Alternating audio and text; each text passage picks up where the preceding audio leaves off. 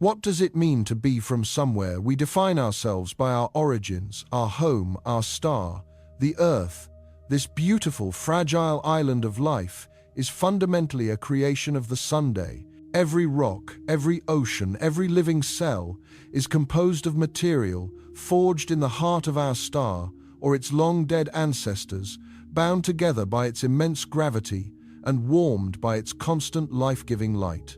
We are, in the most literal sense, children of the Sunday.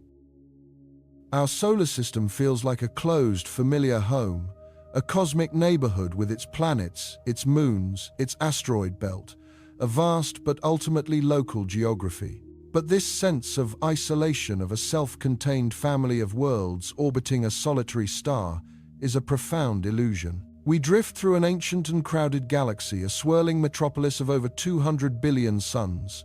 Our home is not a fortress, it is a crossroads, and through this crossroads travelers pass. They are the cosmic wanderers, the interstellar nomads, born in the chaotic nurseries of alien stars, sculpted by forces we can only begin to imagine, and ejected from their native systems by cataclysmic events or the subtle, relentless pull of gravitational tides. For eons, they have journeyed through the cold, silent emptiness between the stars, moving at unimaginable speeds, their paths intersecting our own for a fleeting moment before they vanish back into the abyss. For most of human history, these visitors were utterly invisible to us, ghosts in the machine of the cosmos. We could only theorize their existence, inferring their presence from the architecture of distant solar systems. We knew they had to be there. The galaxy is a dynamic, violent, and creative place.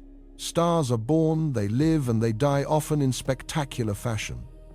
Planets form in swirling disks of gas and dust, but this process is messy, inefficient. Countless planetesimals, the building blocks of worlds, are flung out into interstellar space like cosmic driftwood.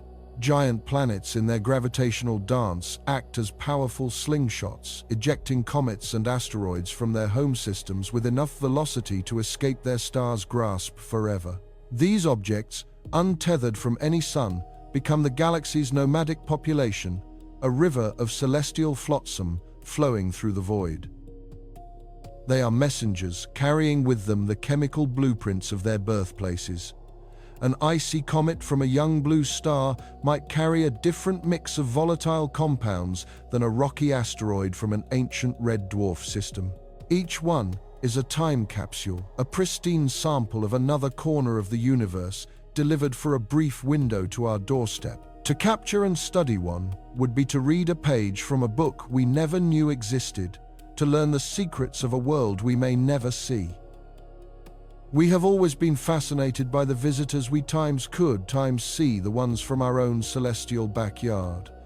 Comets, those spectacular ghostly apparitions, have haunted our skies and our imaginations for millennia. We saw them as omens, as portents of doom, or harbingers of change, their ethereal tails stretching across the constellations like a divine brushstroke.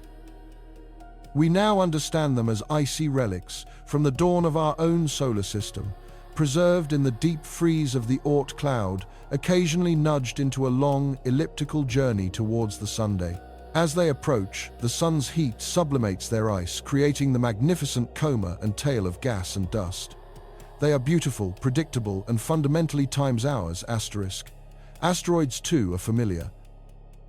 These rocky remnants of planetary formation, orbiting mostly between Mars and Jupiter, are the rubble left over from the construction of our solar system.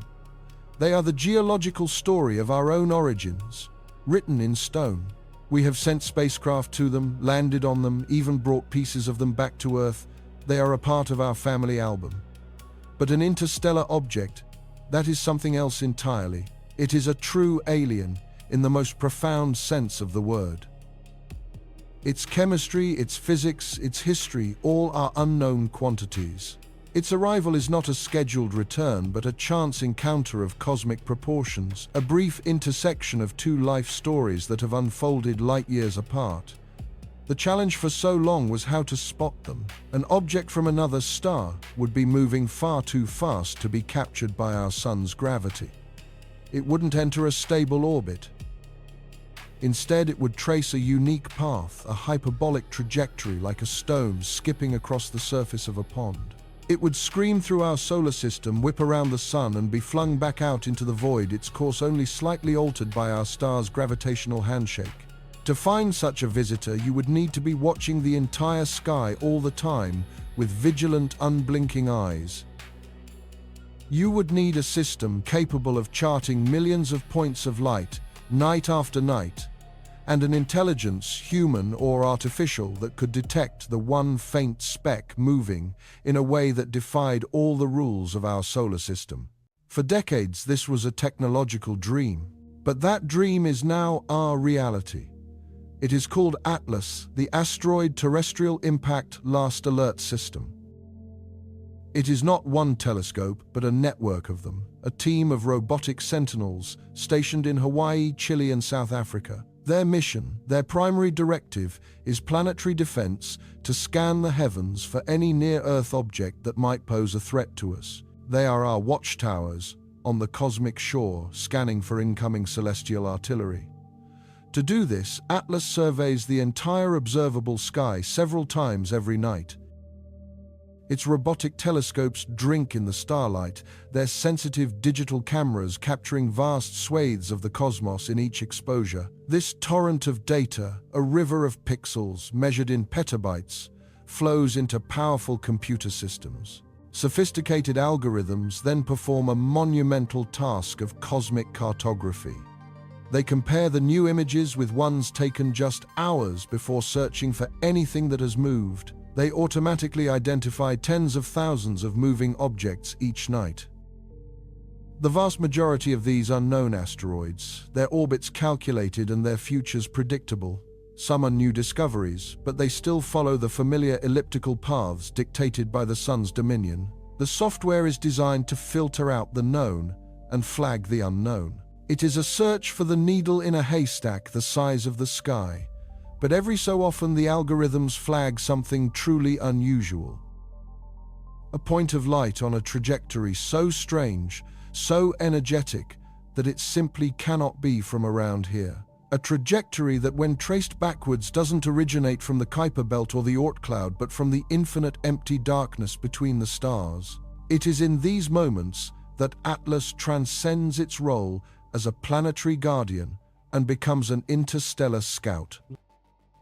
It is how we first met a visitor named Oumuamua, the bizarre cigar-shaped enigma that tumbled through our system in 2017, baffling scientists with its strange acceleration.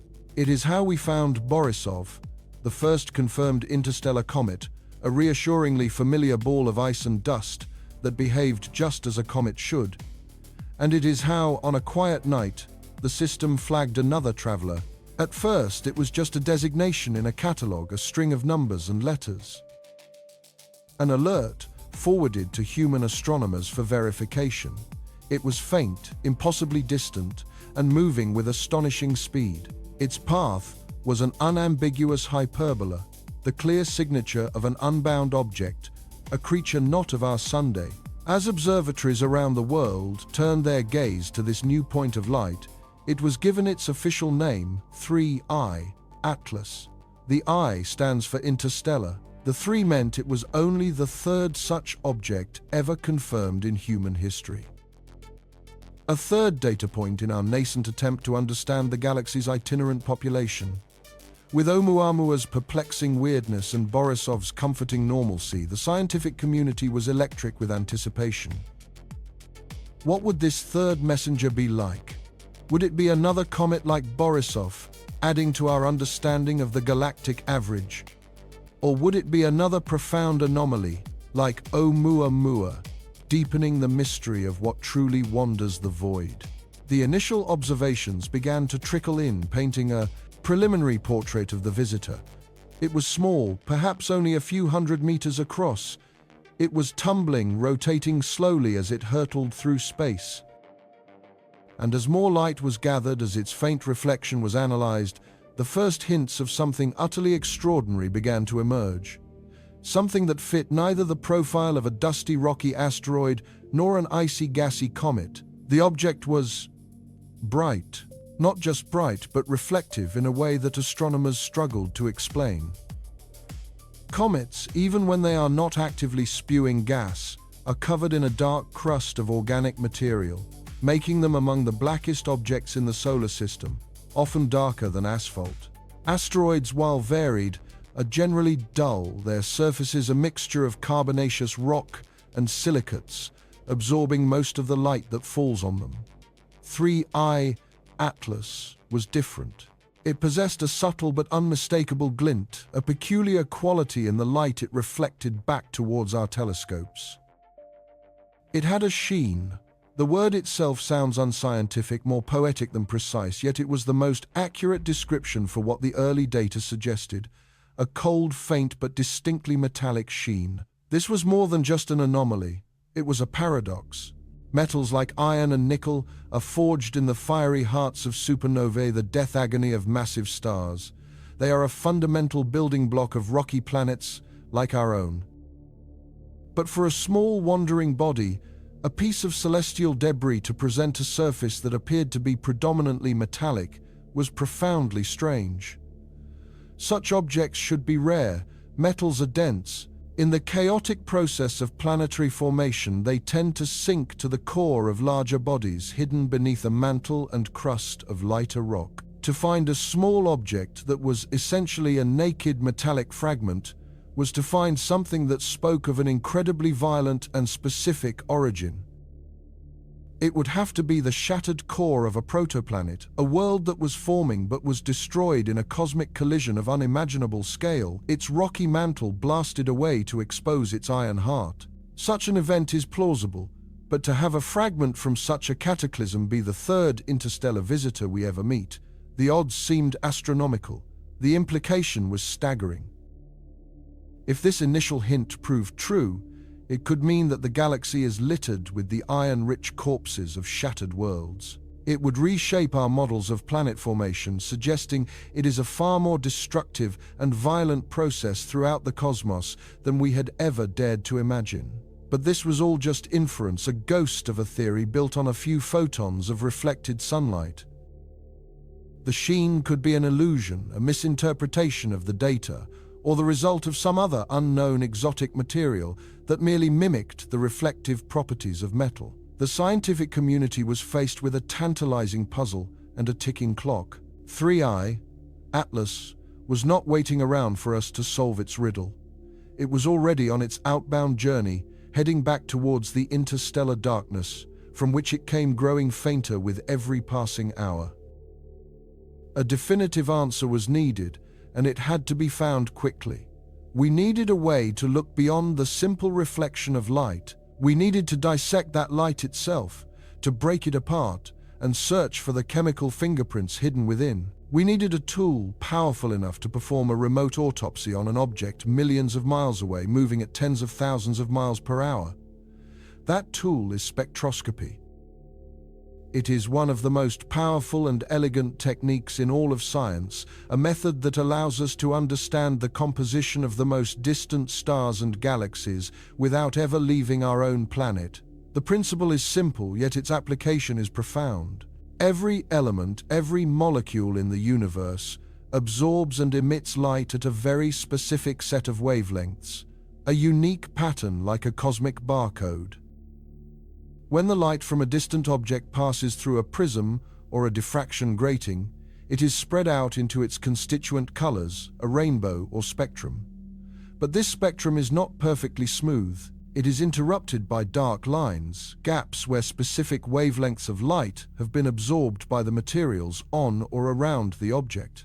By identifying the precise pattern of these absorption lines, we can determine with astonishing accuracy exactly what the object is made of.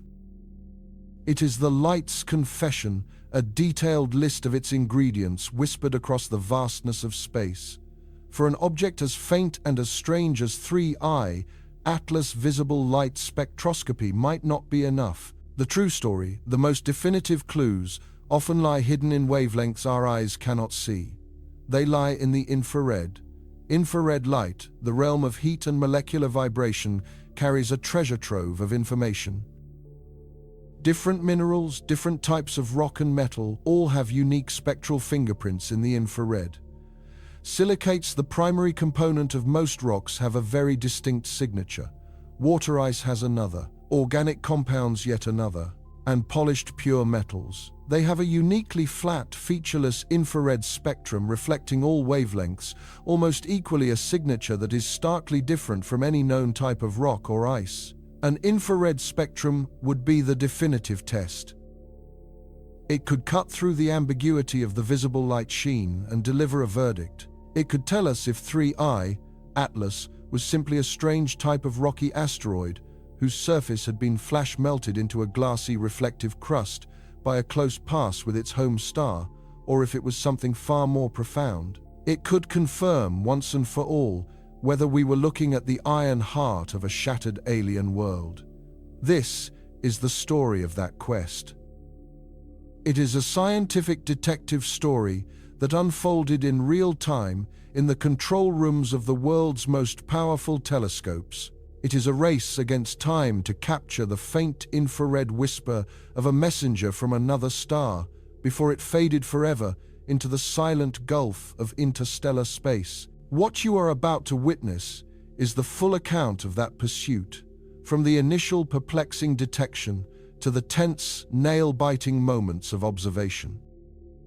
We will take you on a journey to the frontiers of astronomy to uncover the technological marvels and the human ingenuity required to solve a mystery of this magnitude. This is the definitive story of 3I, Atlas, and the groundbreaking, world-changing confirmation of its metallic nature.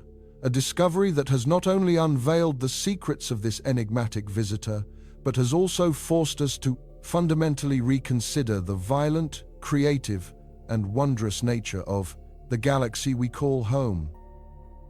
The verdict is in the light, and we are about to read it. What if the universe has been trying to speak to us all along, not in radio waves or cryptic mathematics, but in the silent passage of cosmic driftwood cast off from shores we cannot imagine? For millennia, we have stared into the abyss, convinced of our profound isolation, a single point of life in an ocean of sterile darkness. We believed our solar system was a closed garden, its walls sealed by the immense gravity of our Sunday. Anything that moved through our skies we presumed was born here, a sibling to our own Earth, forged from the same primordial dust. Then, on a quiet October night in 2017, the walls of that garden were breached forever. A ghost slipped through. We called it 1I, Oumuamua, a Hawaiian name meaning scout or messenger from afar. The designation 1I was a declaration in itself, the very first interstellar object ever confirmed by human eyes. It was a moment that shifted our entire perception of the cosmos. The universe, it turned out, was not a collection of isolated islands, but a vast, interconnected ocean, and things could and did cross the impossible gulfs between the stars. But this messenger delivered a message we could not decipher. It was small, no larger than a city block, and it was dark, reflecting less light than a lump of charcoal. Its shape was a maddening enigma. The scant data we could gather suggested it was extraordinarily elongated, a cosmic needle tumbling end over end through the void. Stranger still, as it looped around our sun, preparing to depart on its eternal journey, it began to accelerate. Not by much, just a subtle, persistent push away from the sun, a nudge that the pull of gravity simply could not explain. There was no visible reason for this spectral shove. No tail of gas and dust, no cometary outgassing that we could detect. It was a silent, solid object, moving as if propelled by an unseen engine. The questions it raised were as profound as they were unsettling. Was it a new kind of natural phenomenon? A bizarre hydrogen ice fragment shedding invisible fuel? Or was it something else? A piece of derelict technology? An artifact from a civilization long dead, now a silent wanderer among the Plaisting stars? Oumuamua offered no answers. It gave us a single fleeting glimpse, a cosmic riddle whispered in passing, and then vanished back into the interstellar night, leaving a wake of tantalizing and unanswered questions that haunt us to this day. We were left with a profound sense of a missed opportunity, a feeling that we had just witnessed something of monumental importance, but lacked the means to truly understand it. The scout had come and gone, and the scientific community was left to argue over the meaning of its fleeting ghostly passage. Then, less than 2 years later, a second visitor arrived. 2I, Borisov. At first, the excitement was electric. Another chance, another piece of another star system delivered right to our doorstep. But as the data poured in, Borisov began to paint a very different picture. Where Oumuamua was small, dark, and enigmatic, Borisov was large, bright, and familiar. It was in every observable way a comet, a glorious textbook comet, complete with a magnificent, sprawling tail of sublimating gas and dust, behaving precisely as our theories predicted. It was an interstellar traveler, yes, but it was a traveler we recognized. Its composition, rich in carbon monoxide and water, looked strikingly similar to the comets born and raised in our own solar system. In a way, Borisov was a profound comfort. It proved that the building blocks of planetary systems, the dirty snowballs that may have seeded Earth with water and life, were likely common across the galaxy. It suggested that our own cosmic neighborhood was not some bizarre exception to the galactic rule, but for those still haunted by the specter of Oumuamua, Borisov was also a subtle disappointment. It was the safe answer, the conventional explanation.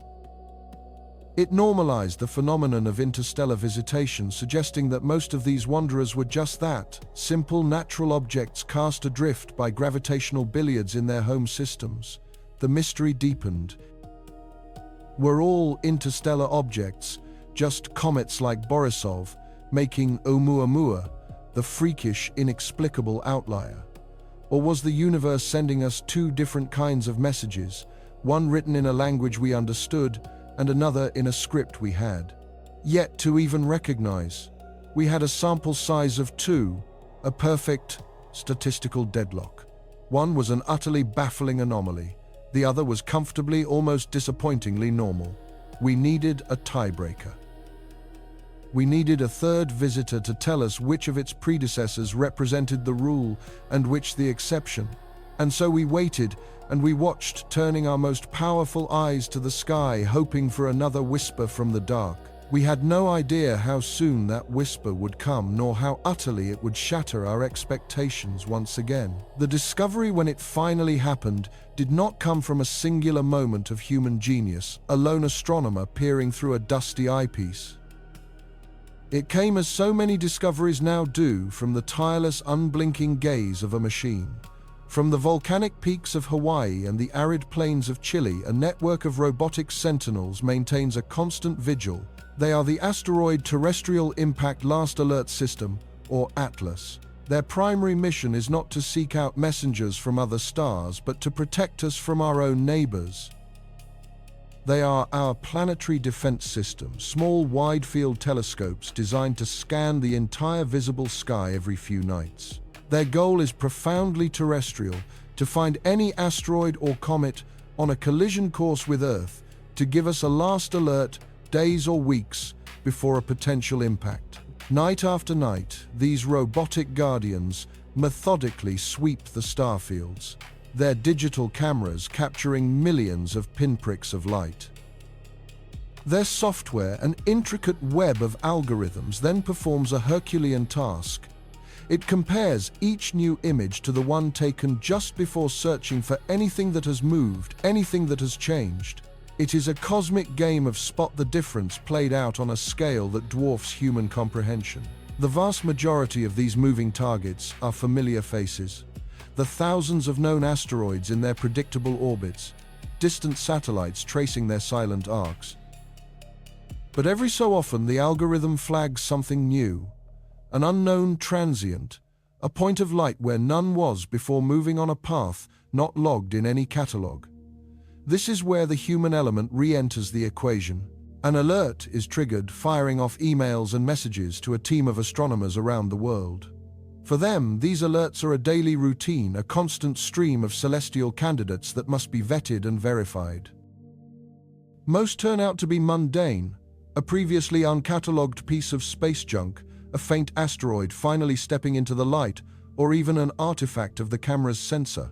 It is a painstaking process of elimination, a search for the needle of novelty in a universe-sized haystack of data. But on a late August evening, one of these alerts was different. It pointed to a faint object, barely a smudge against the black moving through the constellation of Triangulum. It was slow a crawl by cosmic standards, suggesting it was still very far away. But there was something immediately unusual about its motion. The initial calculations of its trajectory crude, as they were refused to resolve into a neat closed ellipse around the sunday. The numbers hinted at something else, something unbound. The team at Atlas followed protocol. They reported the object to the Minor Planet Center, the global clearinghouse for all such discoveries, giving it a temporary designation, a 10BMLZ, and they kept watching. As the hours turned into days, and Atlas, along with other observatories around the world, gathered more observations, the picture became terrifyingly clear. Each new data point refined the object's path, tracing its orbit not just through our solar system, but backwards in time, out into the interstellar void from which it had come. The orbit wasn't an ellipse, the shape of a captured object forever bound to our Sunday. It wasn't even a parabola, the path of a long-period comet, from the farthest reaches of our own system, making a single dramatic visit to the inner solar system before being cast back into the cold. This object's path was a hyperbola, a dramatic sweeping curve that spoke of an intruder, a tourist with a round-trip ticket to nowhere near here. It was moving with what astronomers call hyperbolic excess velocity. In simpler terms, it was moving too fast. It possessed a blistering intrinsic speed that our sun's immense gravitational pull could not hope to tame. It was not falling into our solar system so much as it was plowing straight through it. It had arrived with so much momentum from its journey across the interstellar gulf that its encounter with our star would be fleeting, a gravitational handshake before it continued on its way, destined to never return. This was it. The mathematical certainty was undeniable. This was 3I, the third confirmed interstellar visitor. The tiebreaker had arrived. The news rippled through the astronomical community with the speed of light itself. A wave of frantic energy was unleashed. Here was a new prize, a third chance to study a piece of another solar system up close. What would it be? Another Oumuamua, a perplexing, inert anomaly that would challenge our definitions of what an object could be?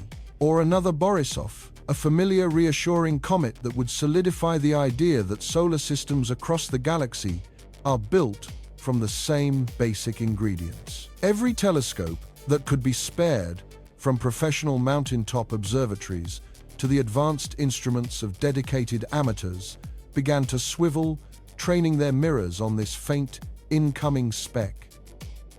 The race was on.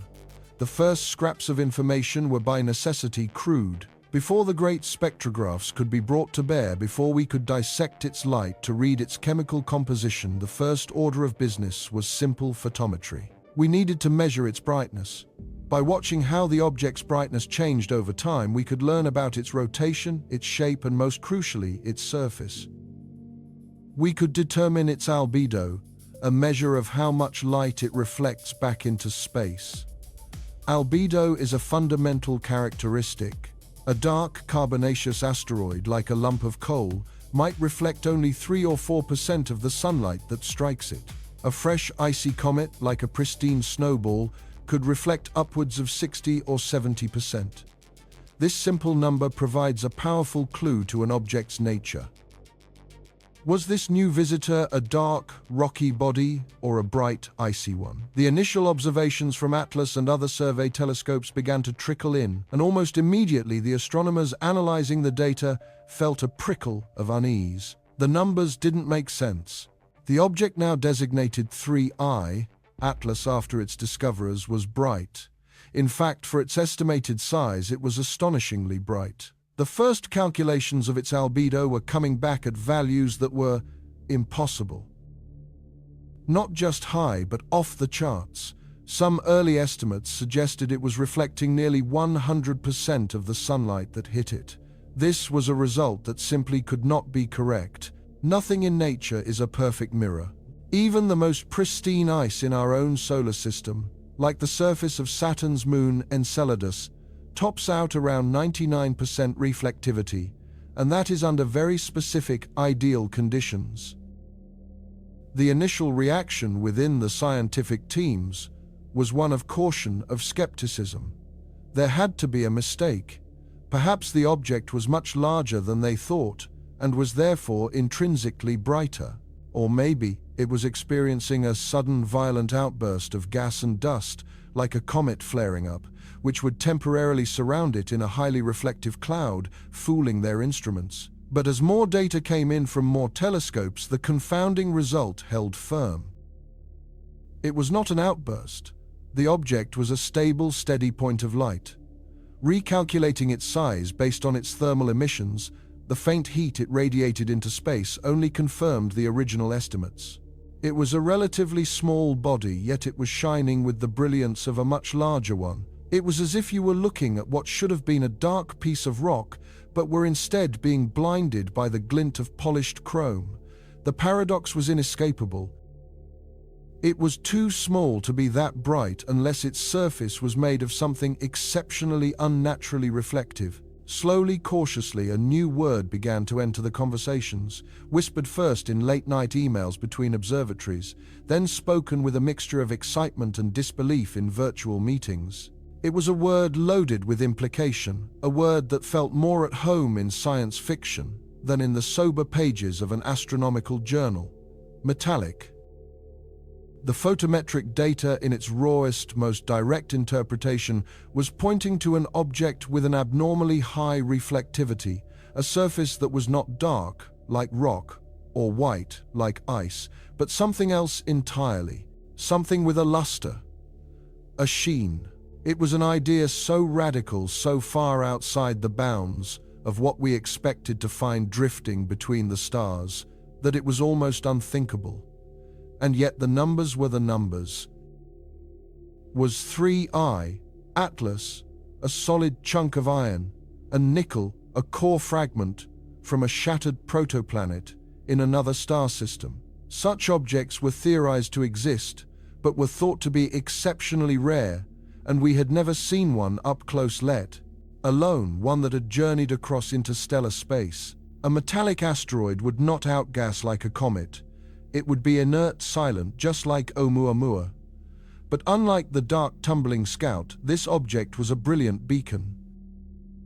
It was a mirror in the dark, and its impossible glint defied all our conventional wisdom about the drifters that wander the cosmic ocean. The mystery of the interstellar visitors had just taken its most dramatic turn yet. We were no longer debating between a strange rock and a normal comet. We were now confronted with a third electrifying possibility, a cosmic voyager with a metallic sheen. The global scientific race intensified into a frenzy. Photometry was no longer enough.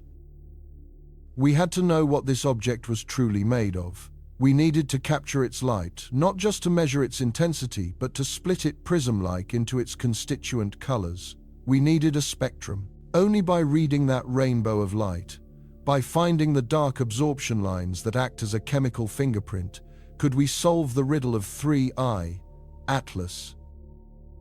The world's most powerful infrared spectrographs turned their gaze toward the visitor, preparing to taste its ancient reflected light and hoping to finally unveil the truth behind the impossible metallic gleam of our third messenger from the stars. It had crossed the threshold. The mathematical certainty of its trajectory, once a stream of abstract numbers on a screen, had now resolved into a physical reality hurtling through our celestial home. 3I, Atlas, was no longer a distant anomaly. It was a guest, uninvited and utterly silent, demanding our full attention. Across the planet, a silent, urgent signal rippled through the scientific community. It was a call to arms, not with weapons but with mirrors and sensors. A grand, intricate dance of observation began, a coordinated effort of unprecedented scale, as humanity turned its most powerful eyes towards the intruder. On the high, arid plains of Chile's Atacama Desert, the colossal domes of the Very Large Telescope stirred their segmented mirrors, each the size of a small room, aligning with microscopic precision. In the thin, cold air of Mauna Kea in Hawaii, the twin Keck telescopes and the Subaru telescope joined the vigil, their immense light-gathering power poised to sip the faint photons that had traveled from another star. This was a global convergence of technological might, a planetary immune system responding to a foreign body. Every major observatory, every array capable of seeing into the deep dark cancelled scheduled observations and retasked its instruments. This was a once-in-a-civilization event, and no one wanted to miss a single fleeting moment of its passage. But the true front line of this new exploration lay beyond our atmosphere, untroubled by the shimmering veil of air that blurs our view from the ground. High above the Hubble Space Telescope, our steadfast sentinel in orbit for decades gracefully pirouetted in the void. Its gyroscopes hummed its optics, locking onto the coordinates that traced the ghost's path through the familiar constellations of our own backyard. It was a formidable flotilla of human ingenuity, all pointed at a single moving speck of cosmic dust, all asking the same fundamental question. What times are times you? The first and most pressing mystery to solve was its basic identity. Interstellar space is a vast frozen wilderness, the most logical candidate for any object ejected from a nascent solar system and sent wandering through the abyss would be a comet. These are the pristine leftovers of planetary formation, cosmic snowballs of ice, dust, and frozen gases hurled into the darkness by gravitational chaos. We expected 3I Atlas to behave like one. We expected that, as it drew nearer to the sun, the gentle warmth would begin to work its magic. We anticipated the ices on its surface water, carbon monoxide, methane, to sublimate, transforming directly from solid to gas. This process, known as outgassing, is what gives a comet its iconic, breathtaking beauty. It creates a vast glowing atmosphere called a coma, a fuzzy halo of gas and dust that can swell to be larger than planets. From this coma, the solar wind then sculpts the magnificent tails that stretch for millions of kilometers across the sky. Our telescopes were primed to see this. Our spectrographs were tuned to detect the chemical fingerprints of these gases, the telltale signatures of cyanogen, of carbon chains, of the hydroxyl radical that signals the breakdown of water. We were waiting for the celestial flower to bloom. The first images came back, then the second. Then a flood of data poured in from every vantage point, and the results were completely, stunningly, unnervingly uniform. There was nothing.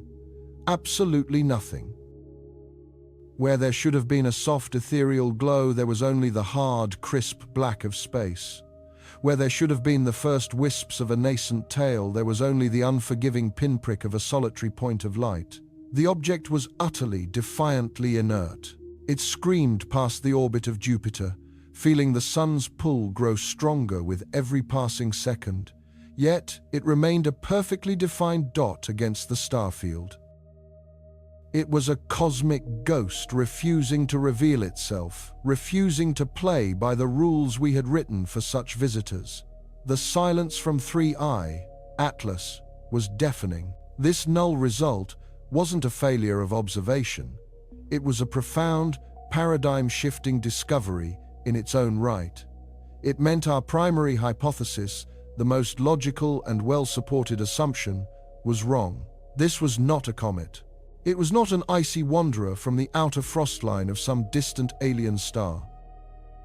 The implications were immediate and staggering. If it wasn't made of ice, it had to be made of rock or metal or something else entirely. This meant it must have formed much closer to its parent star, in the warmer inner regions, where volatile ices could not have survived. But objects from this region are typically much more gravitationally bound. Ejecting a rocky dense body from the inner part of a solar system requires an almost unimaginable degree of violence, a cataclysm of planetary scale. The puzzle of its origin had just become exponentially more complex. With the comet hypothesis shattered, the investigation pivoted.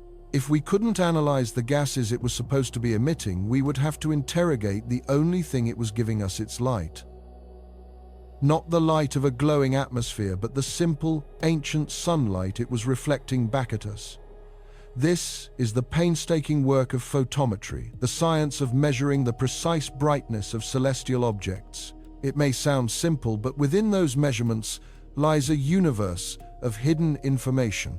By watching how an object's brightness changes over time, we can create what is called a light curve, a graph that acts like an electrocardiogram for a distant world. This light curve reveals the object's rotation, its spin rate, and crucially, it gives us powerful clues about its shape. For weeks, the world's telescopes stared patiently, collecting photons one by one. The data points began to accumulate slowly, meticulously on screens in control rooms from Chile to Hawaii. A pattern began to emerge from the noise. The light from 3I, Atlas, wasn't constant. It was pulsating with a strange, almost rhythmic variability. It would grow brighter, then fainter, then brighter again, in a cycle that repeated with a regular, predictable period. This was its day, the time it took to complete one full rotation on its axis, but the shape of the pulsation was bizarre. The variation between its brightest and faintest points was extreme, far more dramatic than for any typical roughly spherical asteroid in our own solar system. This told us something profound about its form. An object that is nearly spherical will reflect a relatively consistent amount of sunlight as it tumbles through space. Its light curve would be almost flat. An object that is elongated, however shaped like a cigar or a pancake, will present a different profile to us as it rotates. When we see its broad side, it reflects more light and appears brighter. When it turns to show us its narrow end, it reflects less light and appears dimmer. The extreme variability in the light curve of 3I, Atlas, painted a picture of a body with a remarkably extreme shape. It was incredibly elongated, a bizarre shard of something tumbling end over end through the void. It was an object unlike any asteroid or comet we had ever catalogued, but as the light curve data was being refined, the photometric analysis was uncovering an even deeper, more confounding anomaly. It wasn't just the times in brightness that was strange. It was the absolute brightness itself. Based on its distance and its presumed size from the lack of gravitational influence 3I, Atlas was shining far too brightly. It was reflecting an unusually high percentage of the sunlight that struck it. This property, known as albedo, is a critical diagnostic tool. For context, fresh asphalt on a road has a low albedo. It absorbs most light and looks dark. Fresh snow has a high albedo. It reflects most light and appears brilliant white. The vast majority of asteroids in our solar system, the silicate-rich carbonaceous bodies that populate the asteroid belt, are incredibly dark. They are cosmic chunks of coal with albedos, often as low as 4 or 5% darker than charcoal. Even the nucleus of a comet, once its initial layer of ice has been cooked off by the sun, is one of the darkest objects known to science. We expected 3I, Atlas, a presumed rocky body, to be similarly dark and unassuming, but the data told a completely different story. Its albedo wasn't 5%. It wasn't 10%. The initial calculations, checked and rechecked with mounting disbelief, suggested its surface was reflecting upwards of 60 or 70% of the light that hit it. This was an astonishing, almost unbelievable value for a natural object of its kind. It wasn't just bright, it was dramatically, unnaturally reflective. It was shining with a brilliance more akin to polished metal than to common space rock. The metallic sheen, once a poetic turn of phrase to describe its initial appearance, was now becoming a scientifically supported, deeply problematic observation. How could such an object exist? In the violent, dusty chaos of a protoplanetary disk, where asteroids are formed, surfaces are constantly battered, irradiated, and coated in dark, organic-rich dust. They don't emerge shiny, they are born dark and grow darker over eons of exposure to the harsh space environment. A body made of pure, exposed iron-nickel, like the core of a shattered planetesimal, could potentially exhibit such a high albedo.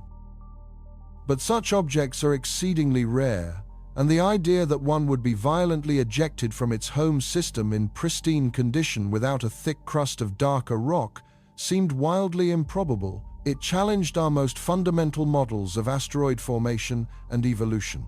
The object in our solar system was not just a messenger from another star, it was a paradox. It possessed the density and inertness of a rocky inner system body, but it had the extreme elongated shape of a cosmic shrapnel fragment, and it shone with the impossible luster of something manufactured. The mystery was so profound that it commanded the full attention of the Hubble Space Telescope for an extended campaign. Hubble's exquisitely sharp vision, unhindered by Earth's atmosphere, was our best hope to constrain its properties further. Staring intently, Hubble confirmed the object was perfectly stellar, a point source with no hint of a coma, even at its incredible resolution. It refined the light curve with unparalleled precision, confirming the bizarre shape and a rotation that seemed to be evolving, perhaps even tumbling chaotically. And with every new piece of data, the enigma of its bright surface only deepened. The high albedo was not an artifact of ground-based observations, it was real. As 3I Atlas continued its inexorable journey, a new instrument was preparing to enter the fray. Far out in space, at a gravitationally stable point 1,000,000 miles from Earth, the James Webb Space Telescope was undergoing its final commissioning. Its magnificent golden mirror, designed to capture the faint infrared light from the dawn of time, was also the perfect tool to solve this very different kind of mystery. While Hubble sees the universe primarily in visible and ultraviolet light, Webb is a master of the infrared spectrum.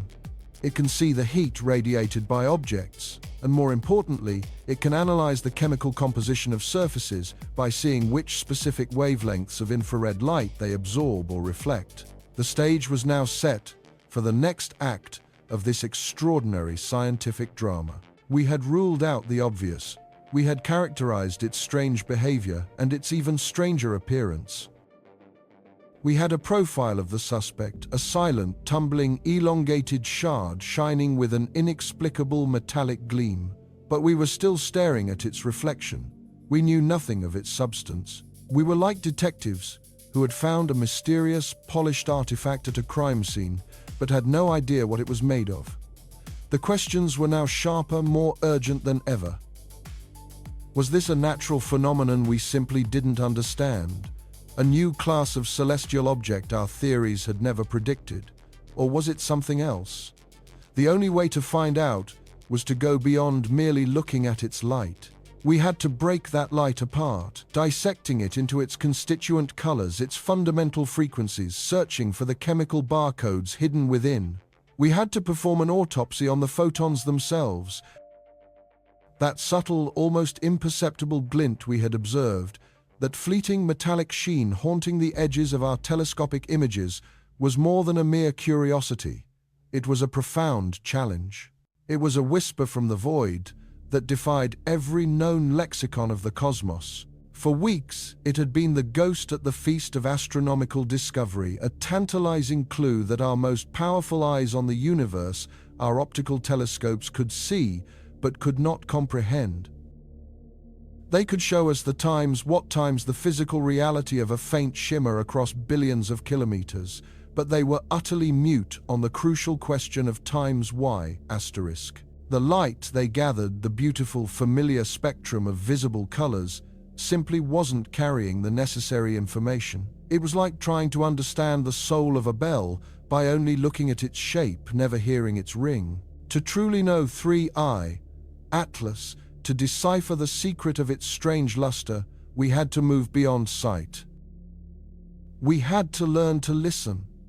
The decision when it came was unanimous, a collective pivot by the world's leading observation teams. We would deploy the one tool capable of translating chemistry into light, a technique that could read the atomic composition of an object from across the chasm of interplanetary space. We were turning to the world of infrared spectroscopy. This wasn't merely a change in tactics, it was a fundamental shift in perception. We were choosing to abandon the comfort of the visible spectrum and plunge into the invisible, into a realm of light that carries the thermal secrets of the universe. Infrared light is the language of heat, of molecular vibrations, of the very bonds that hold matter together. An object absorbing and re-emitting this light doesn't just reflect, it sings a song of its own composition. Every element, every molecule has its own unique spectral chord, a series of notes it plays in the infrared symphony. Our mission was now to build an instrument sensitive enough and to wait with enough patience to capture that impossibly faint song from 3I, Atlas. We were no longer just looking at a messenger, we were preparing to interrogate it. The task ahead was Herculean, a venture perched on the very precipice of what was technologically possible. Our target was incomprehensibly remote, a tiny speck adrift in the colossal darkness, its faint thermal glow all but swallowed by the abyss. Capturing its infrared signature would be like trying to detect the body heat of a single firefly from the other side of a continent. To even attempt such a feat, we needed to escape ourselves. We had to climb above the densest parts of Earth's own obscuring blanket, our atmosphere.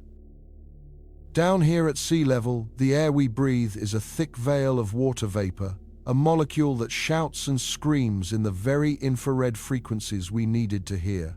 To an infrared telescope, our planet's life-giving humidity is a blinding fog, a constant roar of noise that drowns out the celestial whispers we so desperately sought. The solution was to go high, to go dry, to seek out the most alien landscapes on our own world. We turned to the great sentinels of the sky, the observatories perched atop the bone-dry peaks of Chile's Atacama Desert and the dormant volcano of Mauna Kea in Hawaii. Here at altitudes exceeding 13,000 feet, the air is thin and achingly arid. The atmosphere above is a mere sliver of what it is at sea level, a transparent window into the infrared universe. In these temples of science, colossal mirrors polished to a perfection measured in atoms would become our ears. These were not just telescopes, they were photon buckets of immense scale designed to collect the faintest trickle of ancient light. For nights on end, these technological marvels would pivot in the freezing thin air, their sophisticated machinery locking onto the precise coordinates of 3I, Atlas's predicted path. The process was a study in profound patience. We couldn't just take a snapshot. We had to perform what astronomers call a long stare observation, an act of supreme technological vigilance. For hours and then for nights, the mirrors drank in the light, funneling the precious starving stream of infrared photons onto detectors chilled to within a few degrees of absolute zero. This extreme cold was non-negotiable. Any heat from the instrument itself would generate its own infrared glow, a blinding glare that would completely overwhelm the signal. The detectors had to be made colder than the space they were observing.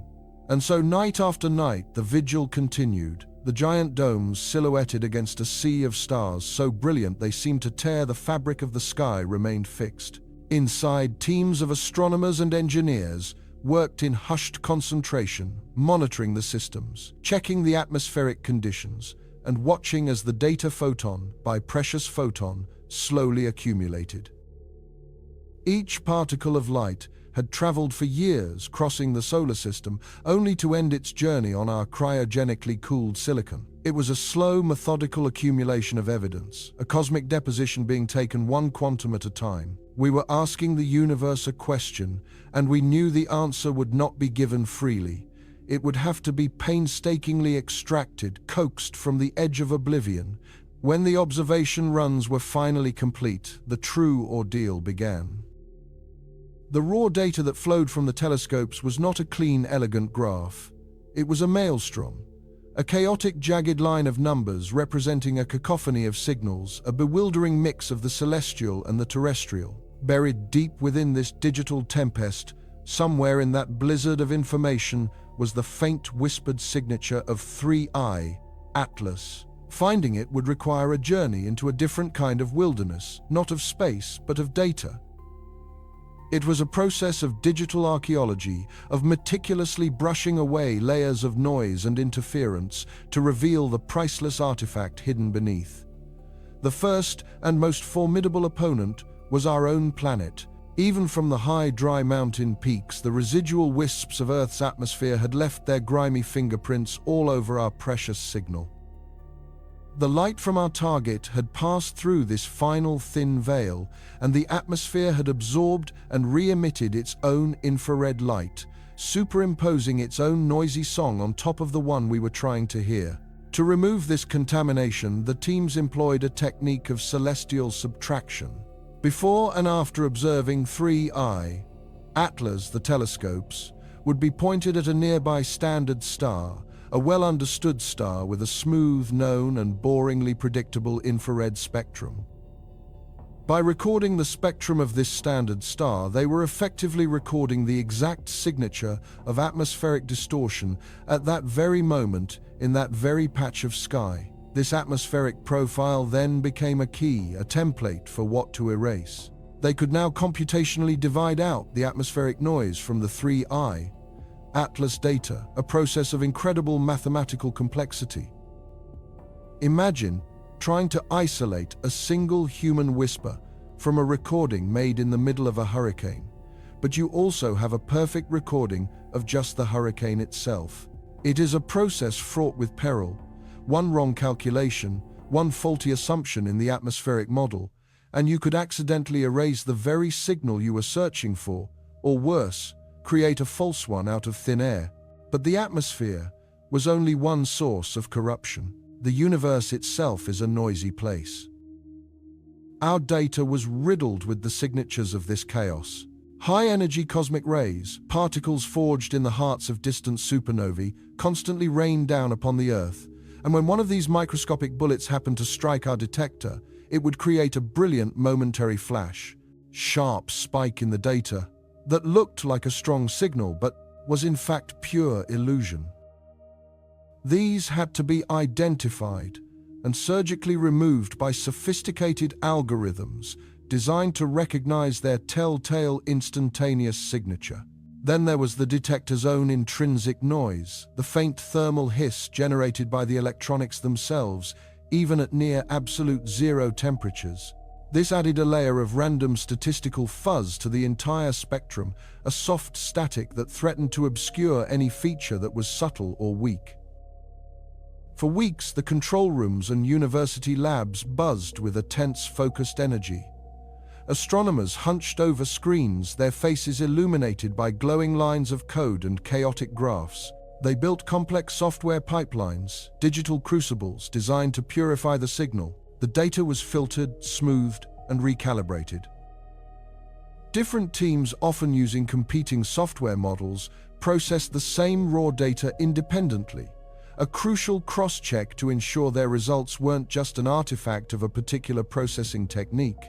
This was the unseen, unglamorous heart of modern astronomy, a painstaking, intellectually brutal battle against uncertainty. They were fighting to turn a roar of cosmic static into a readable message. The tension was palpable. After all this effort, after the immense investment of time and resources, they could still find nothing. The signal could be too weak, the noise too strong. The universe could simply refuse to answer. They could be left with nothing more than a flat, featureless line, the sound of silence. The breakthrough, when it finally arrived, did not come as a thunderclap. It began as a flicker of doubt, a statistical anomaly that refused to disappear. On a monitor in a darkened room in Germany, a young postdoctoral researcher was staring at the latest process spectrum. It was a jagged line plotted against wavelength, mostly flat and noisy as expected. But her eyes kept returning to one particular region in the near infrared. There was a dip in the line, It was small, almost lost in the residual noise, but it was there. A subtle yet distinct absorption feature. A place where the light from 3I, Atlas, seemed to be mysteriously missing, as if something in the object itself had absorbed that specific wavelength, that specific energy of light. Her first instinct was to dismiss it as a processing artifact, a ghost in the machine. She reran the entire pipeline using a different set of atmospheric correction parameters. The dip remained. She checked the data from the other observation night's data that had been gathered and processed by a completely separate team in Hawaii. She overlaid their graph with her own, and there it was, in the exact same place. A current of excitement crackled through the collaboration. This was no longer a statistical fluke. This was a repeatable, verifiable feature. As they refined the data further, combining all the observation nights into a single high-fidelity spectrum, the picture sharpened with breathtaking clarity. The noise floor dropped away like receding floodwaters, and what was left behind was astounding. The single dip was not alone. Another appeared broader and deeper. Then, further along the spectrum, a series of sharp, narrow peaks emission lines, where the object was not absorbing light but actively glowing at specific discrete wavelengths. The chaotic noise had resolved itself into a pattern, a complex yet beautifully ordered series of peaks and troughs. It was a barcode, a chemical fingerprint etched into the light itself by the very substance of 3I Atlas. It was the song they had been listening for, and it was unlike any cometary or asteroidal music they had ever heard before. The final step was one of translation, of matching this cosmic fingerprint against the vast libraries of spectral data compiled over a century of laboratory physics. The team fed the precise wavelengths of the observed absorption and emission lines into the database. They tested them against the signatures of water ice, carbon monoxide, methane silicates, the usual suspects for any object originating from the cold outer solar system. There were no matches. The software returned null results again and again. The signature of 3I, Atlas, did not belong to a comet. It did not belong to a rocky asteroid. It was something else entirely. Then, on a hunch, a senior astronomer on the team suggested a new search query.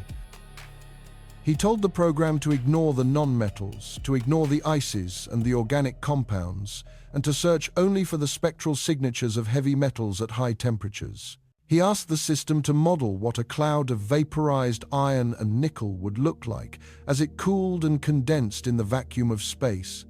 The result appeared on the screen almost instantly. A perfect match. A one-to-one correspondence so precise, it was breathtaking.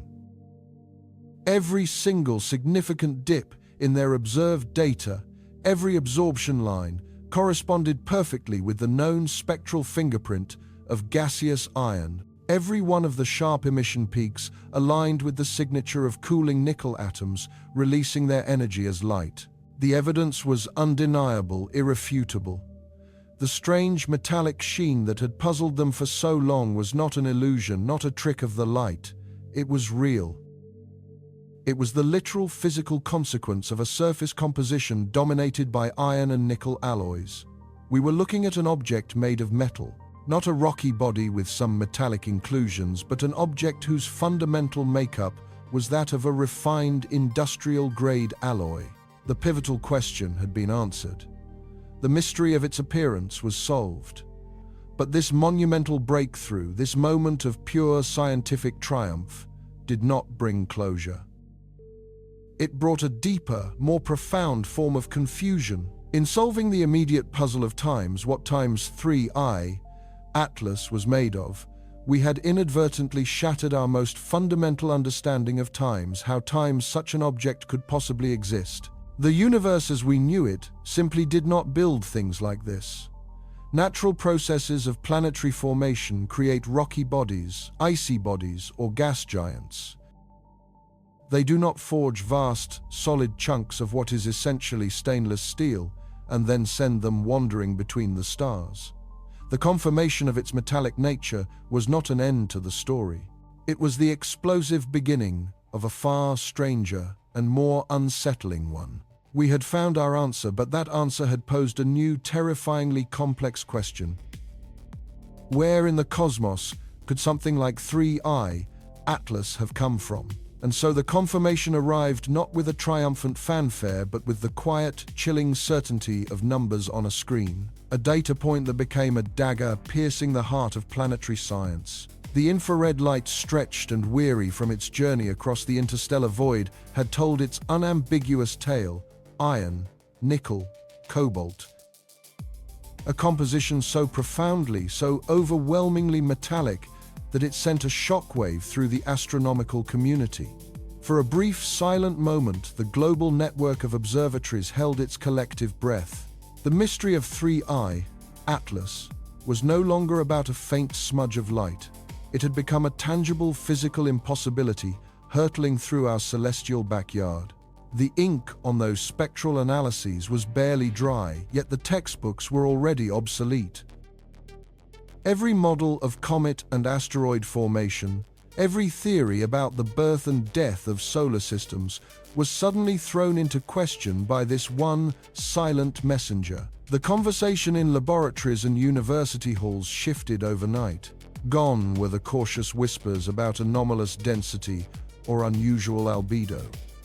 They were replaced by a new, more profound lexicon of disbelief and wonder. How? That single word now echoed in every simulation, every equation, every late-night debate. How could a celestial body of this magnitude, a monolithic artifact of refined metal, hundreds of meters across, possibly come to be nature? In all its cosmic grandeur, does not typically forge solid iron mountains and then cast them adrift between the stars. The universe prefers to build with dust and ice the delicate Legos of planetary formation. Metal is a precious, deeply buried treasure, the heart of a world, not its wandering ghost. To find an object like 3I, Atlas is like finding a ship's keel washed ashore on a desert island, with no wreck, no crew, and no ocean in sight. It is a piece of a story so violent and so profound that we lack the language to fully tell it. The first and perhaps most intuitive hypothesis to emerge from the intellectual wreckage was the theory of the shattered heart. Scientists proposed that we are not looking at a complete object, but at a relic, a survivor. They asked us to imagine in a star system light years away, a world far grander than our own. A gas giant, perhaps, or a colossal super-Earth so massive that the pressure at its center ignited the fires of planetary differentiation. Over billions of years, the heaviest elements, the iron, the nickel, sank under the crushing weight of gravity, forming a dense, molten core. This was its soul, its gravitational anchor cocooned beneath thousands of kilometers of silicate rock and atmospheric vapor. For this fragment to exist, its parent world had to die a death of unimaginable violence. We are forced to envision a celestial demolition on a scale that dwarfs any catastrophe known in our own solar system. Picture that world in its serene orbital dance, suddenly encountering its doom. Perhaps it was a gravitational duel with a sibling planet, a cosmic wrestling match, where orbits intersected in a fatal embrace. The resulting collision would not be a simple impact, but a cataclysm that would peel the planet open like a fruit, its rocky mantle and crust blasted into clouds of vapor and dust. Or maybe the culprit was the parent star itself. The planet, nudged from its stable path, could have begun a death spiral, grazing the outer edges of its sun's atmosphere. Here, in this stellar inferno, the star's tidal forces would act like a cosmic cheese grater, stripping away the lighter layers of rock and gas with ruthless efficiency. The atmosphere would be boiled away, the oceans turned to superheated steam, the crust and mantle vaporized into incandescent plasma. All that would remain glowing white-hot from its ordeal is the dense metallic core, a naked planetary heart exposed to the void. But even this horrifying scenario leaves the greatest question unanswered. Destruction is one thing, ejection is another. To launch that core out of its home system, and send it on a journey across interstellar space requires a second, even more energetic event. It needs a kick of monumental force. The planet's corpse would need to be struck by another massive body, or whipped around a companion star in a gravitational slingshot of such perfect and violent geometry that it achieved galactic escape velocity. It would be propelled from its native shore not as a gentle vessel but as a cannonball fired from the heart of a stellar explosion. This theory is compelling. It uses the known physics of planetary formation and destruction. It gives us a plausible origin story, a ghost of a world we can almost imagine, yet it is fraught with statistical improbability. The chain of events required is almost impossibly long. A massive, differentiated planet must form. It must suffer a cataclysm precise enough to strip its mantle without completely vaporizing its core.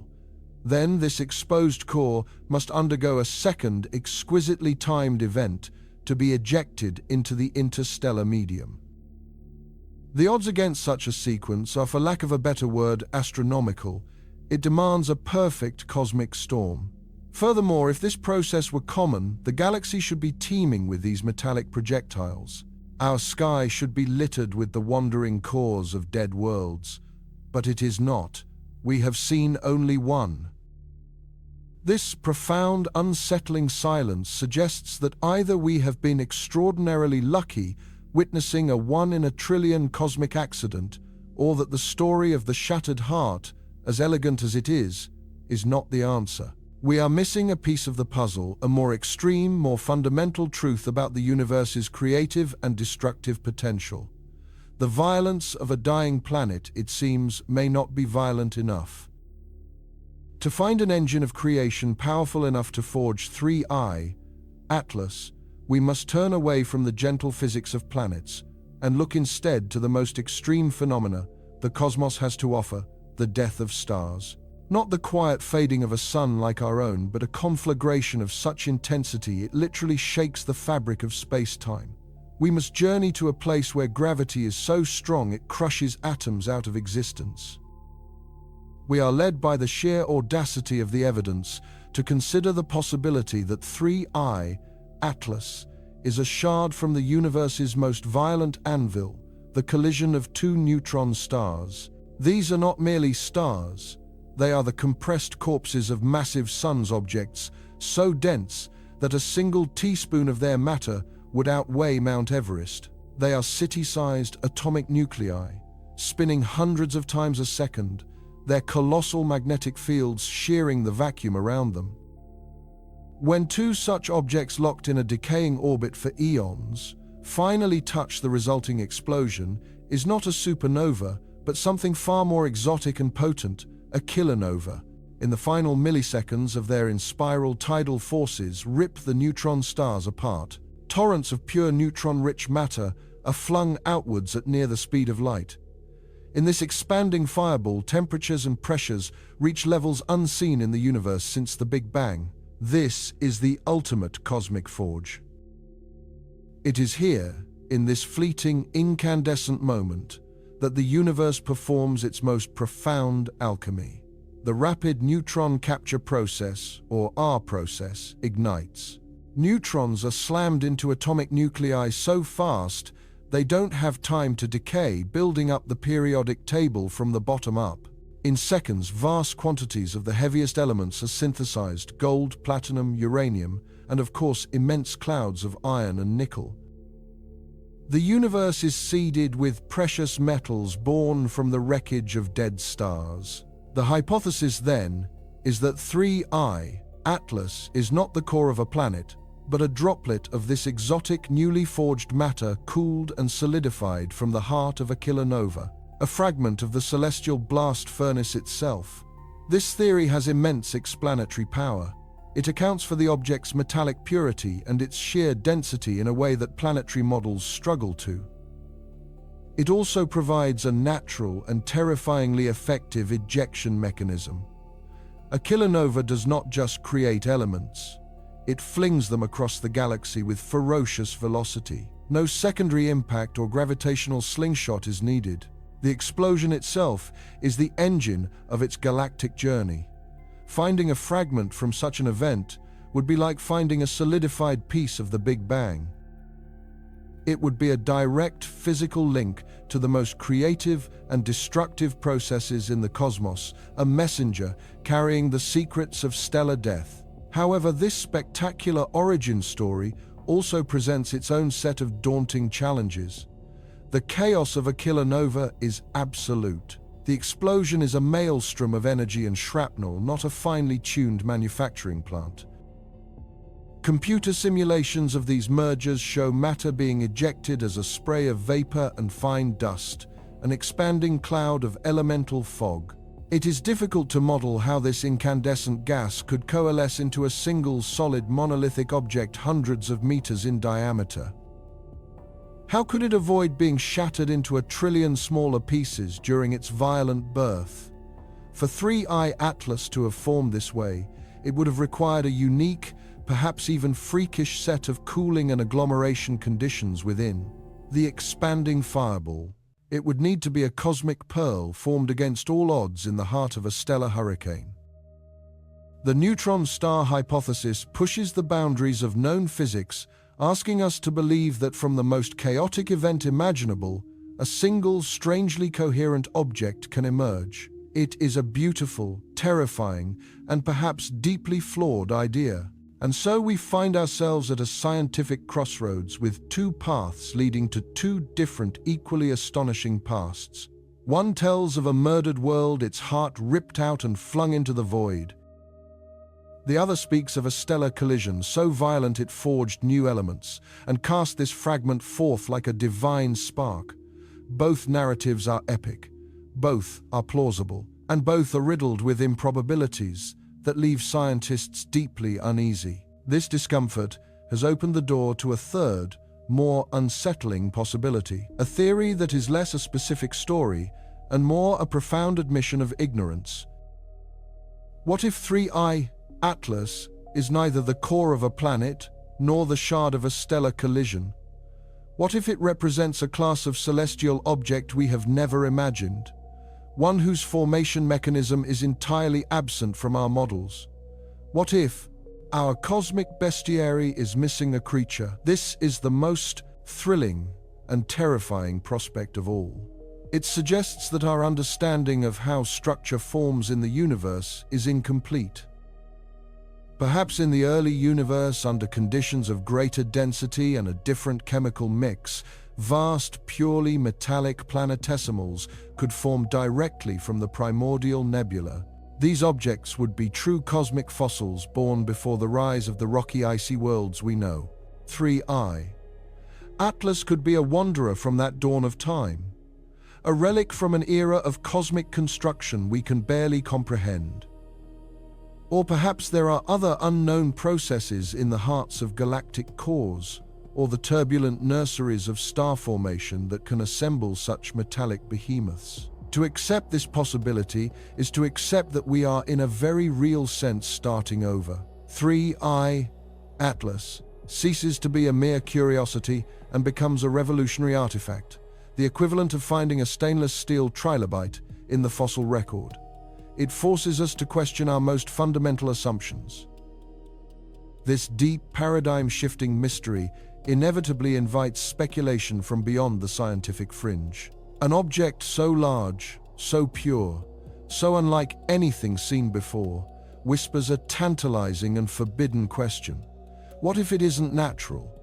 The thought, however remote, is difficult to completely suppress. When you look at the data, the almost refined metallic composition, the strange elongated shape suggested by its light curve, its anomalous trajectory, it is easy to let the imagination wander. Could this be a derelict piece of ancient technology? A probe from a long-dead civilization?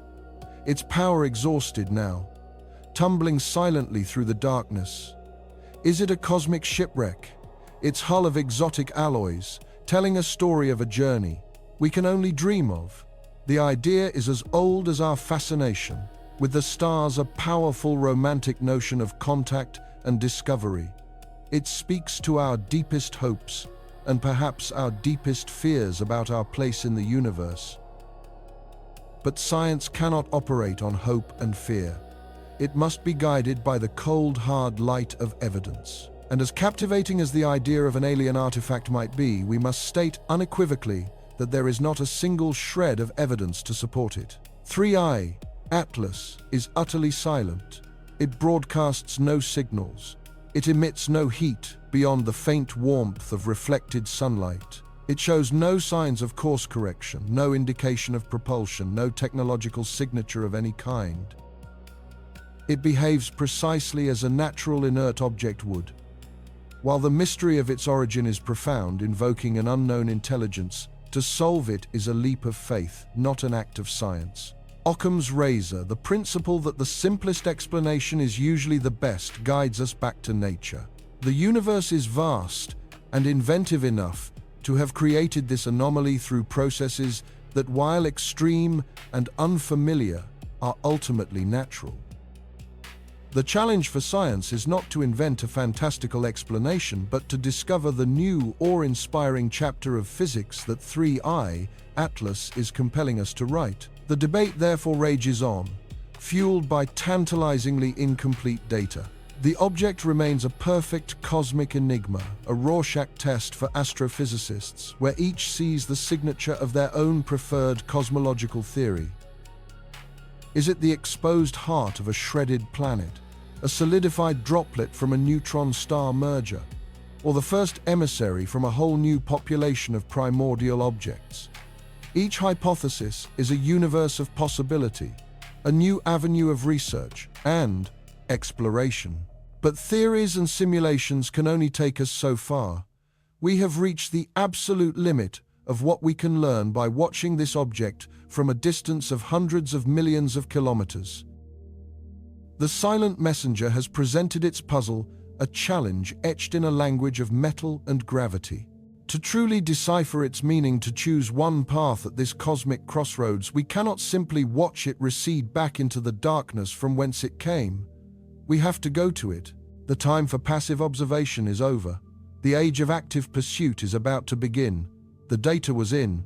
The spectral lines sharp as razors had carved an impossible truth into the annals of astronomy. Across the globe, the shockwave of confirmation rippled, not through the air but through the silent, glowing terminals of the scientific world. 3I Atlas was not just rocky, not just unusual, it was metal. An immense solitary shard of refined metal tumbling through the darkness between stars. The mystery of times, what times it was, had been solved, but in its place, a far more profound and unsettling question had bloomed. A question that echoed in every laboratory and observatory, now fixed upon its trajectory. How could the cosmos possibly forge such a thing? The universe we thought we knew, with its predictable recipes for comets and asteroids, its dusty snowballs and rubble piles, had no chapter for this. No blueprint existed for a pure interstellar metallic wanderer. It was a celestial ghost, an artifact from a process we had never witnessed, demanding that we tear up our maps of cosmic creation and begin again. The celebration of discovery was breathtakingly short, immediately replaced by the frantic, exhilarating scramble to explain the inexplicable. This new quest could not be undertaken with telescopes alone. Looking at 3I Atlas had given us the riddle. To find the answer, we had to look away, turning instead to the most powerful tools of theoretical astrophysics, the digital forge of supercomputer simulations. Inside these machines, in worlds woven from pure mathematics, scientists could become gods of their own miniature universes. They could create stars, ignite them, and watch them die. They could assemble planets from swirling clouds of digital dust, setting them on orbits dictated by the pure laws of gravity. On screens in darkened labs across continents, entire solar systems were now being sacrificed to solve the single enigma of 3I Atlas. The first simulations were tests of exclusion, a systematic demolition of every conventional theory. The teams began with the familiar.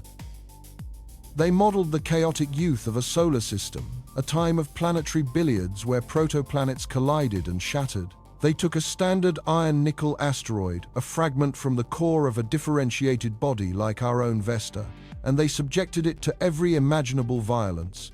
They smashed it with other asteroids, blasted it with the radiation of a nearby supernova, and flung it out of its home system with a gravitational kick from a gas giant. The results were always the same.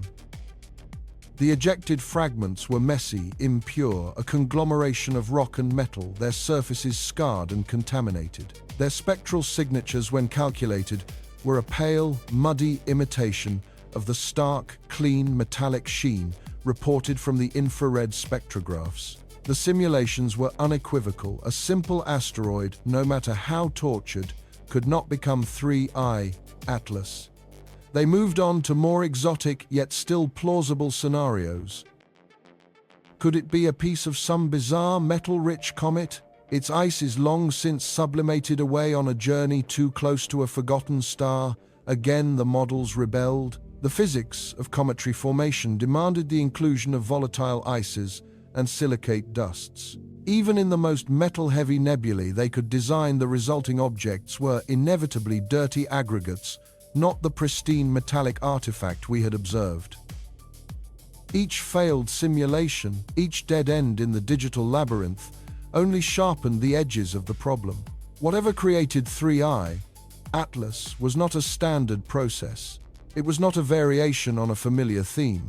It had to be something rare, something catastrophic, a form of cosmic violence so extreme that it could perform a feat of celestial alchemy to take a planet and distill it down to its very essence, to its densest, heaviest heart.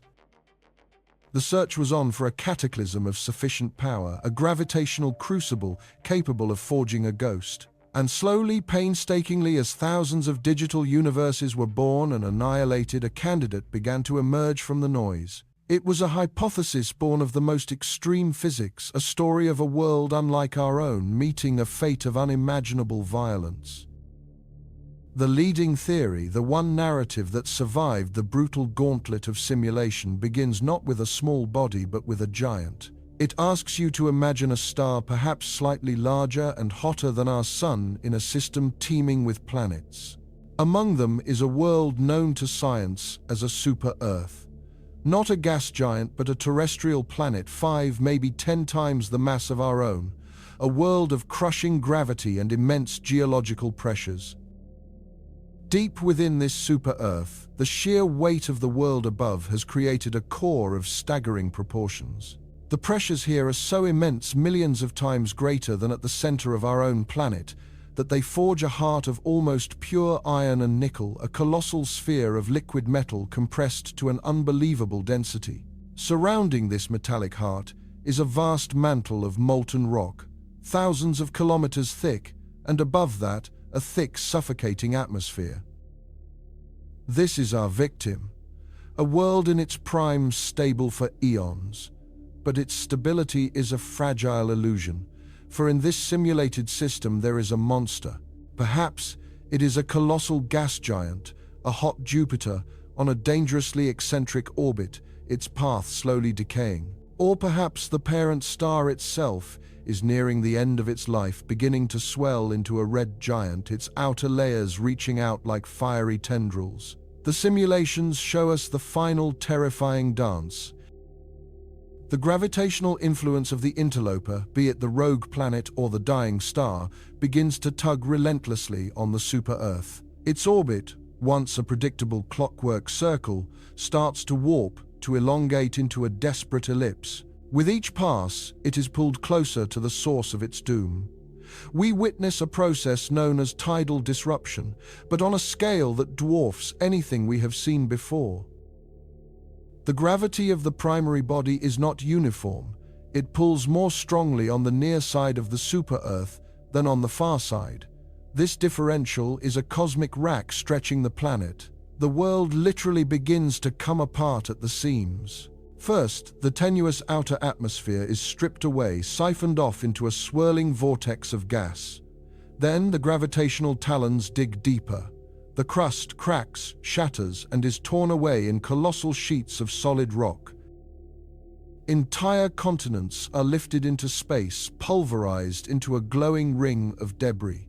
We are witnessing the planetary equivalent of being flayed alive. The simulations running on timescales compressed from millennia into minutes show the magnificent, horrifying spectacle of the mantle being peeled away. Rivers of molten silicate rock, glowing with incandescent heat, are pulled from the planet's depths and cast into the void, cooling into a vast, expanding cloud of glassy dust and rubble. And then the climax.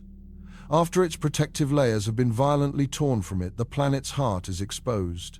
The immense gleaming core of supercompressed metal, a planetary soul laid bare to the cosmos. This is the moment of creation. For a brief, spectacular instant, this naked core continues its orbit, a sphere of liquid silver and gold shining in the light of its sun.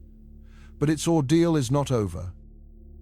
The final fatal gravitational kick, the one that stripped the last vestiges of its mantle, is also its liberation. It acts as a gravitational slingshot of unimaginable power. The core, no longer a part of a planet but a singular object in its own right, is accelerated to a velocity far beyond the escape velocity of its own star system. It is ejected, shot into the interstellar abyss, like a cannonball fired from the heart of a cataclysm. The simulations show this solitary sphere of metal now rapidly cooling and solidifying, beginning its long, lonely journey. It tumbles through the darkness, a refugee from a murdered world, its surface a mirror reflecting the distant, indifferent stars. This, the models screamed, this was the only plausible way. 3I, Atlas, was not a fragment. It was the entire naked heart of a world that no longer exists. This extraordinary story, however compelling, was still just a ghost in the machine, a sequence of elegant equations. To solidify it, to bring it from the realm of theory into the world of physical reality, scientists had to find a way to test it here on Earth. The question became, how can we possibly verify the composition of a super-Earth's core when we've never even been to one? The answer lay in a handful of specialized laboratories around the world, facilities that practice a science that feels like a form of sorcery. They are masters of recreating the universe's most extreme conditions. Here the investigation turned from the infinitely large to the infinitesimally small. The key was to replicate the physics described by the simulations. The infrared spectrographs had given us a detailed chemical fingerprint of 3I Atlas, a precise signature of how its surface reflected light. It was a unique mix of iron, nickel, and trace amounts of heavier elements like gold and platinum. But their crystalline structure, the way the atoms were locked together, was subtly different from any natural meteorite found on Earth. This was the crucial clue. The simulations proposed that this unique structure was a direct consequence of solidifying from a liquid state under the slowly releasing, yet still monumental pressures of a planetary core. It was a texture born in a crucible we could barely imagine. To test this, physicists turned to a device of incredible power and surprising simplicity, the diamond anvil cell. Imagine taking two perfectly cut gem-quality diamonds, the hardest substance known, and grinding their tips to microscopic points. In the tiny space between these 2 points, a sample of metal alloy carefully mixed to match the predicted composition of the super-Earth core could be placed. Then, with the turn of a screw, immense force is applied. The pressure generated in that microscopic space is astronomical, rivaling the crushing weight found deep inside a planet. It is enough to change the very nature of matter. In these diamond vises, scientists squeezed their Earth-made alloys, watching through microscopes as the atoms were forced into new and exotic crystalline arrangements. They then blasted these pressurized samples with lasers, heating them to thousands of degrees, mimicking the hellish temperatures of a liquid planetary core. They allowed the samples to cool under these sustained colossal pressures, simulating the slow solidification of the ejected core as it tumbled through the cold of space. They were, in essence, forging microscopic echoes of 3I, Atlas. The moment of truth came when they took these lab-forged metallic grains and placed them under their own infrared spectrographs. They were asking a simple question: Would the light bouncing off their artificial sample match the light bouncing off the real object millions of kilometers away? The first results were tantalizingly close. The general shape of the spectral curve was right, but the finer details, the precise peaks and troughs that formed the object's unique signature, were slightly off. This is where the iterative dance between simulation and experiment began. The lab results were fed back to the simulation teams, who used the real-world data to refine their models of planetary core chemistry.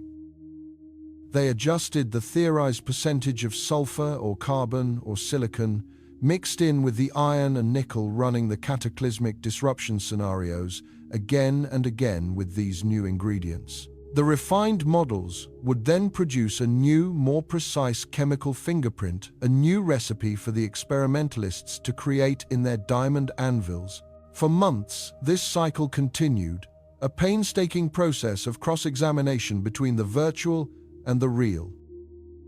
The digital ghost of a dead world was slowly being given tangible form, atom by atom, in a laboratory on Earth. Then it happened.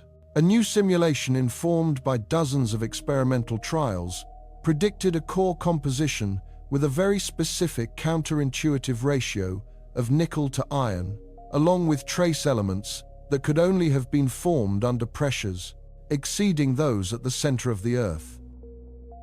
The lab team meticulously created this exotic alloy, a blend of metals that has likely never existed on our planet's surface. They placed it in the diamond anvil, applied the crushing force, and heated it to a molten state. As it cooled and solidified into a new alien metallic crystal, they prepared the spectrograph. The beam of infrared light was shone, the reflection was captured, and the data appeared on the screen.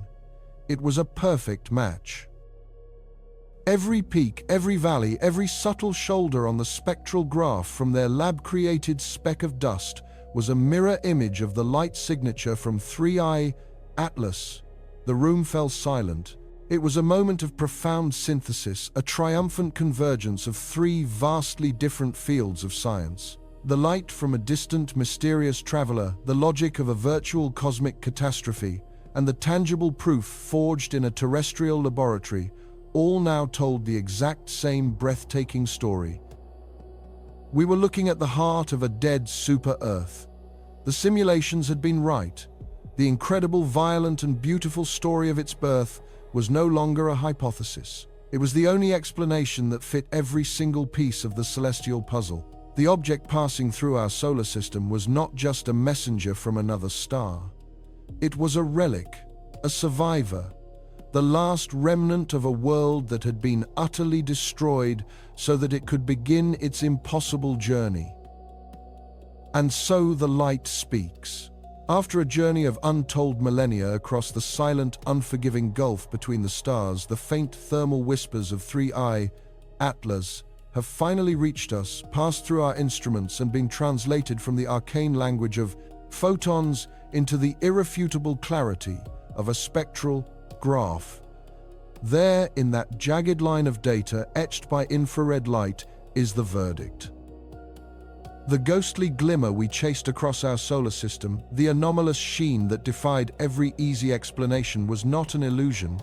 It was a mirror held up to a forgotten star, a shard of polished primordial metal. The confirmation lands not with a thunderous crash, but with the quiet, profound certainty of a solved equation, a final puzzle piece clicking into place. For the teams of scientists who have held their breath for months, who have sacrificed sleep and dedicated every waking hour to this fleeting visitor, this moment is the culmination of a frantic, exhilarating chase. It is the end of the hunt, and it is the beginning of a completely new story. To stand here now, holding this definitive truth, is to forget the sheer audacity of the journey it took to grasp it. We began with so little. A single puzzling point of light, one among millions, flagged by the automated eyes of the Atlas survey. It was an object that refused to conform, a celestial vagrant that played by its own rules. It lacked the characteristic coma of a comet, that beautiful hazy halo of gas and dust. Yet its trajectory was undeniably hyperbolic, a clear sign that it was not one of ours. It was a traveler, an emissary from an unknown shore. What followed was a scientific endeavor that will be remembered as a model of 21st century astronomy. A global fire brigade of telescopes, a symphony of observation orchestrated across continents and time zones, was mobilized in a heartbeat. From the high, arid deserts of Chile to the volcanic peaks of Hawaii, humanity turned its most powerful eyes towards this single enigmatic speck. Each new observation added another layer to the mystery, another clue in the cosmic detective story. Its light curve, the rhythmic pulse of its brightness as it tumbled through space, suggested a bizarre, elongated shape. Its color, a subtle but persistent reddish tint, hinted at an ancient space-weathered surface. Yet it was the sheer intensity of its reflected sunlight, its strangely high albedo, that kept scientists awake at night. It was too bright, too reflective. It shone with a luster that no ordinary asteroid or dormant comet nucleus should possess. This was a race against a relentless cosmic clock. 3I, Atlas, was not lingering for our convenience. It was screaming through our solar system at over 100,000 miles per hour, a temporary guest on a permanent journey back into the interstellar void. Every passing day meant it grew fainter, its secrets threatening to recede forever into the darkness. The pressure mounted, creating a crucible of innovation. Teams developed new algorithms on the fly to predict its path with exquisite precision. They pushed their instruments to the very edge of their capabilities, stacking images for hours on end to capture the faintest trickle of photons. It was a testament not merely to our technology but to our spirit. We saw a thread of a question hanging in the dark, and we pulled on it with the combined might of our global community. We saw a messenger approaching our shores, and we rallied our fastest ships to meet it, to hear its tale before it departed. The final crucial chapter of this pursuit was written in a form of light invisible to our own eyes. Infrared spectroscopy, the art of dissecting the thermal glow of an object, was our last best hope. It was a gamble. The object was already distant, its heat signature fading rapidly. But if it could be done, if we could capture that faint warmth, its spectrum would hold the ultimate truth. It would carry the unique, unambiguous absorption lines of its surface composition, a chemical fingerprint that could not be faked. And that is precisely what the James Webb Space Telescope delivered. In those dark bands cutting through the infrared spectrum, we saw the telltale signatures of iron, of nickel, of heavy metals forged in the heart of a long-dead star. The sheen was real. The messenger was made of metal. This discovery does more than just solve the puzzle of a single curious object. It fundamentally expands our cosmic catalogue, adding a new, astonishing category of interstellar visitor. Before 3I Atlas, we had encountered only two confirmed interstellar guests. First, the enigmatic cigar-shaped Oumuamua, which defied easy classification and ignited fierce debate. Then the more familiar comet-like Borisov, which proved that other star systems produce icy bodies much like our own. We had two data points, two disparate examples. We imagined a spectrum of possibilities between them, but 3I Atlas did not land somewhere on that spectrum. It tore the spectrum apart and drew a new axis. It tells us that the interstellar traffic passing through our cosmic neighborhood is more diverse, more exotic, and more violent in its origins than we ever dared to imagine. It is proof that the galaxy is not just sending us its dust and its icebergs, it is sending us its shrapnel. It is flinging the very bones of shattered worlds across the interstellar ocean. We are no longer just collecting pebbles from a familiar shore. A piece of a completely alien machine has washed up at our feet. Every future survey, every search for these travelers will now be conducted with this new knowledge. We will be looking not just for the faint and the dusty, but for the strangely bright, the uncannily reflective. A new filter has been applied to our search, a new paradigm for what might be out there waiting to be found.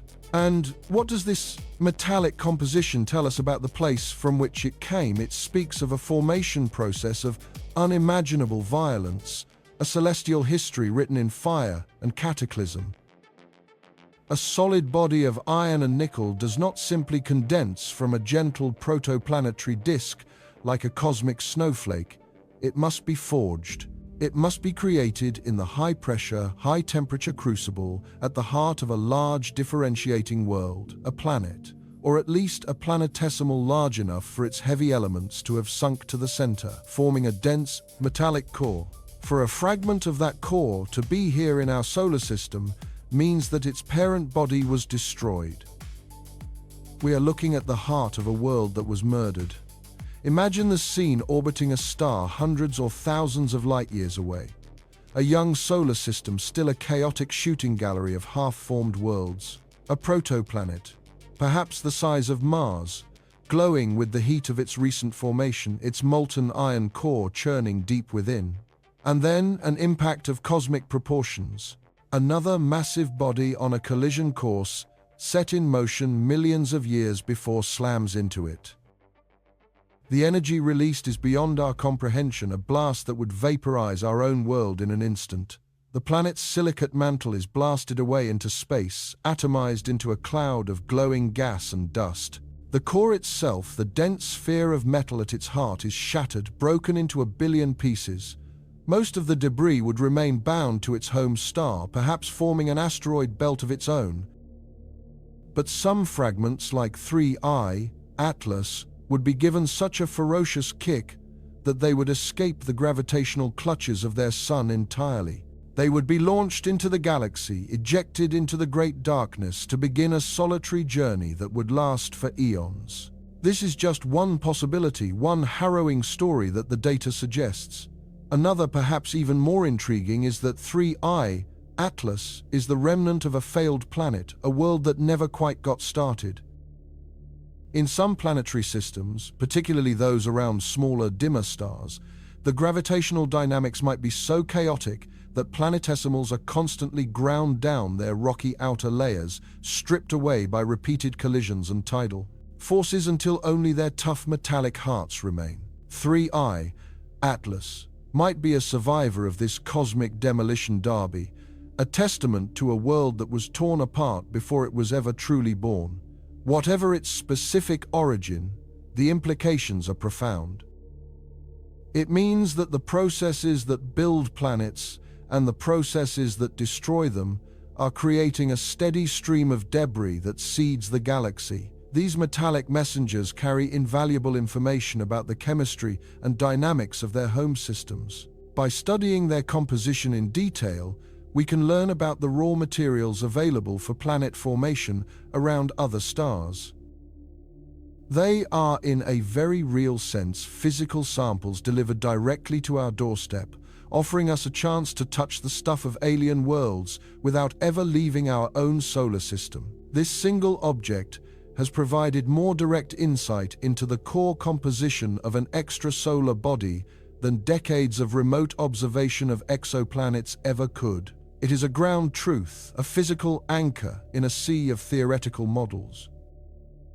It validates our theories about planetary differentiation, while simultaneously blowing the doors open on the sheer variety of outcomes.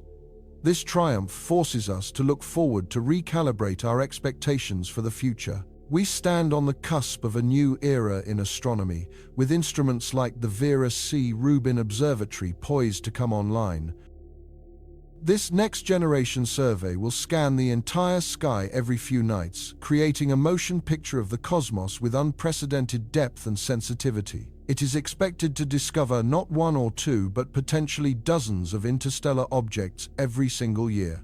The trickle of visitors is about to become a flood. With the knowledge of 3I, Atlas in hand, we will know what to look for.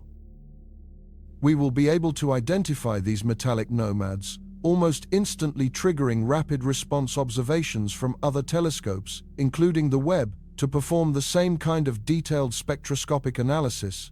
We will begin to build a true statistical census of these objects. Are metallic fragments common? Are they rare? Does their composition vary from one to the next? Do they come from particular regions of the galaxy?